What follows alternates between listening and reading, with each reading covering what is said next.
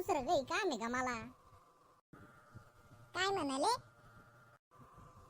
नाही, तुझंच ऐकायला बसलोय ना मी इथं.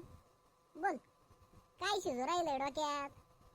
काढ एकदाच बाहेर आणि टाक माझ्या समोर. आता बोलणारच नाही मी. खरं का काय? का बरं नाही बोलणार? मी काय घाबरते का काय कोणाला? तोच तर प्रॉब्लेम आहे ना, तू घाबरतच नाही कोणाला. कुठं पण काही पण बोलती. काल त्या श्यामेच्या बायकोला काय बोलली? तुझा नवरा तुझ्या हातात नाही म्हणून. ते बावळं कालपासून धुणं भांडी करून राहिलं ना. नशीब अजून काही नाही बोलली, नाही तर जीवच घेतला असता तिनं त्याचा वाला.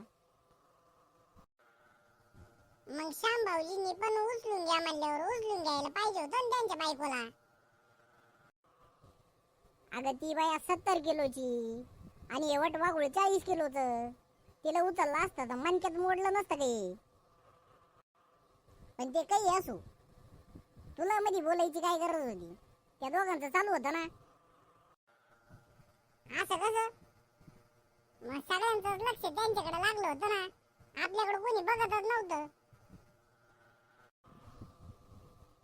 अगं पण तुझं लक्ष वेधण्याच्या नादात त्या लेकराचा कार्यक्रम झाला ना. बरं बरं, लई नका बोलू आता. चला लवकर आवरा, आपले पण सकाळचे भांडे पडलेले. अगं तू चल पुढं, मी आलोच आवरून सगळं.